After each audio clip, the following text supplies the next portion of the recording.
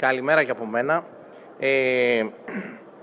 Δεν υπήρχε περίπτωση το Υπουργείο Περιβάλλοντος να μην βάλει την αιγίδα του σε μια τέτοια πρωτοβουλία, η οποία έρχεται να καλύψει ένα από τα δύο βασικότερα ζητήματα στη διαχείριση των αποβλήτων που έχουμε σήμερα στη χώρα. Είναι η διαχείριση των βιοαποβλήτων, το ένα από τα δύο, και το άλλο είναι τα ΑΕΚ. Μένουμε εδώ τώρα. Και είμαστε ιδιαίτερα χαρούμενοι γιατί βλέπουμε τα αποτελέσματα αυτά, τα οποία προφανώς περιμέναμε μια σημαντική βελτίωση, και δείχνει ένα πράγμα. Δείχνει ότι η διαχείριση των αποβλήτων μπορεί να γίνει καλύτερα στο επίπεδο των βιοαποβλήτων από τους ίδιους τους υπόχρεους παραγωγούς παρά από τους οργανισμούς τοπικής αυτοδιοίκησης. Όχι γιατί είναι ανίκανοι οι άνθρωποι αυτοί, αλλά γιατί το αντικείμενο αυτό είναι πάρα πολύ μεγάλο και με τις δομές που έχει σήμερα η τοπική αυτοδιοίκηση δεν μπορεί να τα καταφέρει.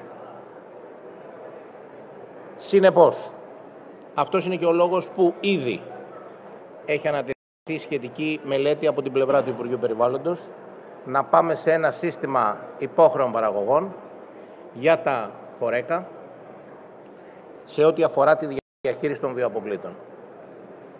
Ποια θα είναι τα παραδοτέα της μελέτης αυτής? Πρώτον, νούμερα. Υπόθηκαν κάποια, αλλά πρέπει να έχουμε νούμερα τα οποία να αποτυπώνουν ότι όλοι κερδίζουν. Ότι κερδίζει πρώτα ο επιχειρηματίας. Πώς θα κερδίσει ο επιχειρηματίας από αυτή τη δουλειά?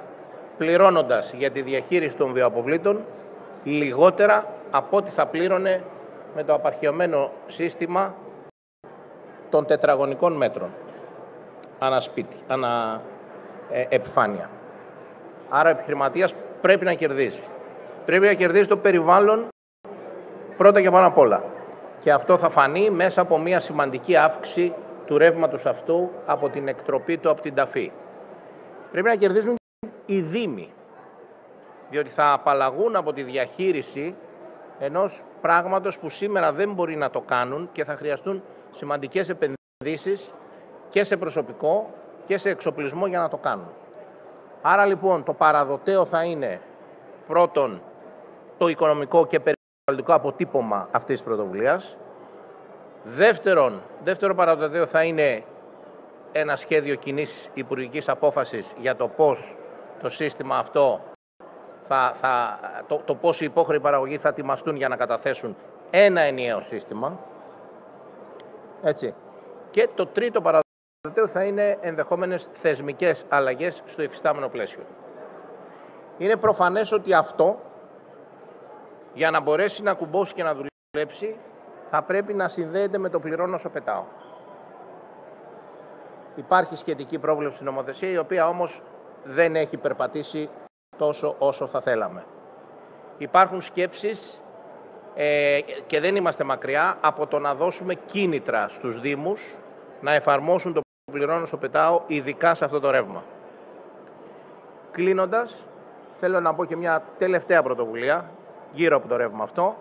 Με βάση τον τελευταίο νόμο, τον 51-51, η ελληνική πολιτεία έχει τη δυνατότητα και θα το πράξουμε να βοηθήσει τους μικρούς ορεινούς και νησιωτικούς δήμους κάτω των 10.000 κατοίκων στη χωριστή συλλογή βιοαποβλήτων και ανακυκλώσιμων υλικών.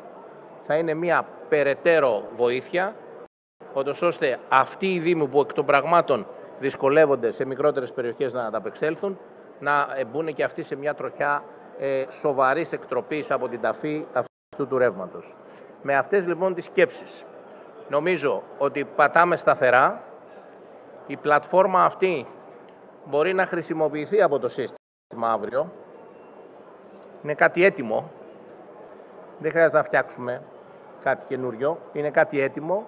Μπορεί να το χρησιμοποιήσει το σύστημα των υπόχρεων παραγωγών, να μετρά, διότι αν δεν μετράμε δεν μπορούμε να παίρνουμε αποφάσεις, και αυτά τα μετρήσιμα αποτελέσματα να τα βγάζουμε και στην ελληνική κοινωνία.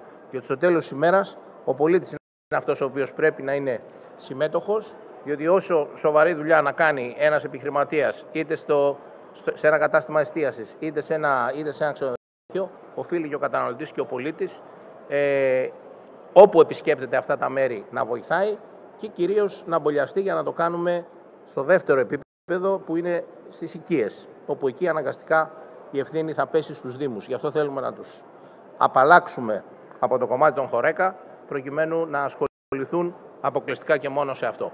Με αυτές τις σκέψεις, θερμά συγχαρητήρια σε όλους όσους συμμετέχουν στην πλατφόρμα, και είδα ότι είναι πολύ περισσότεροι, και διπλά συγχαρητήρια σε εκείνους οι οποίοι πέτυχαν μεγάλες επιδόσεις, και στους υπόλοιπους ας πάρουν παράδειγμα του χρόνου να πετύχουν ακόμη περισσότερα. Να είστε καλά.